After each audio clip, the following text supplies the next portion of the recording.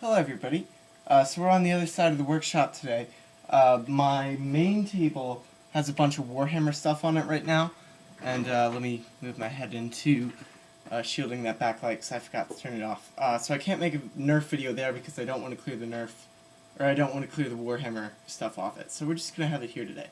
Oh my god, it's a Nerf video! I know, it's been a while. I'm sorry. This is a project I've kept secret, and actually this is only one of hopefully a many-part series. This is just the prototype. Didn't really go how I wanted it to, but it helped me learn a lot, and this was the no-expense version, because I had all these parts on hand. I didn't spend any money building it. So, I'm impressed with it. And I learned a lot from it. It doesn't work exactly the way I want it to, but that's okay, it's just the prototype. Here it is. Now you may be looking at it and think, well, that's great, what is it? This is a Busby Big Blast. The front half is in here. I cut the pump off. This was the ingenious part. This is a tire valve, obviously, but I didn't goop it, I just hot glued it. And that's airtight. I thought that was pretty freaking cool. All I did was multi-layer hot glue. It's 10:30. Thank you, Sam. It's just multi-layered hot glue that I let dry in stages, and it's airtight. I'm extremely impressed by that. Now the front here, I covered up this panel, but you can still see a little bit. That's the wire that the trigger is connected to. So this is the trigger, and that moves the pin of the Big Blast, which opens the air valve, which lets air out the front coupler here. So this is the Big Blast, the tire valve. This is, I think, like, yeah, 2-inch PVC, and then a couple reducers down to a 1/2-inch output. This handle is the part that screws me up. I hot glued it in, came off. I dug welts into this thing, I hot glued it again, came off. Right now there are 3 screws in it. There's an invisible one on that side because I had to cut the head off, and then there's 2 on that side, and it's sturdy until you put pressure on it, and then it's wobbly, and then it's blah. That's the part. That was the learning experience from this. But I'm going to have a 3-inch PVC ring here that I'd slide my hand into, and then one part I like about it is I can fit my whole fist around the handle without having to pull the trigger, and then I can quickly adjust. And and I got a henna tattoo. It's a scorpion, in case you're wondering what that is. But that would be around here, so I can go in and out easily. Because the goal is to have this completely independently one hand, because I want to have one in each hand. This was modeled after the War Machine poster that I have over there, how he's got the bolter things under each arm. And the way this is powered is, I don't know if you guys remember this or not, but I made this close to a year ago now, which is a $10 air compressor connected to a 12-volt solid-state alkaline battery, which goes in my little knapsack thing, which gets slung over a shoulder. It's like barely 5 pounds, and it's very rugged, easy to run around with. So I don't have it completed yet, but this would have a tube coming out of it that would connect to here.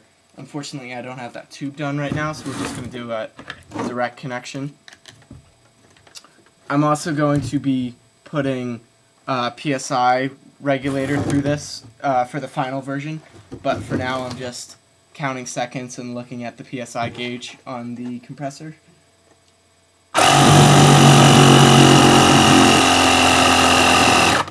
Okay, that is 25 PSI. So that's optimal performance level is about 30-40, but we're just going to run this test at 25. So if I hold with my other hand, because I don't have the ring, then it fires because I'm not putting any weight on this handle. But if I try to fire it like this, I'm putting all the weight on this handle, and then it doesn't really fire. I'll show you. So first time, with just one hand firing. So that was literally squeezing all of it into that handle. Now we'll do it again. Let me repressurize it. Same PSI, 25.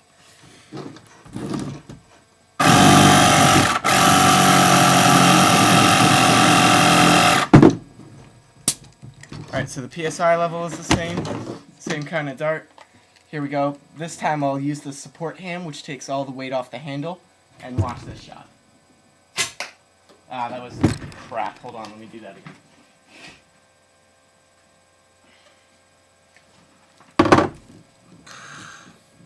Had a bit of a misfire. Let me repressurize this. I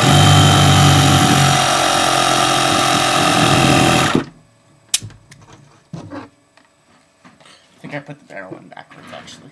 Here we go. There we go. So you see how fast that is if I have the supporting hand there.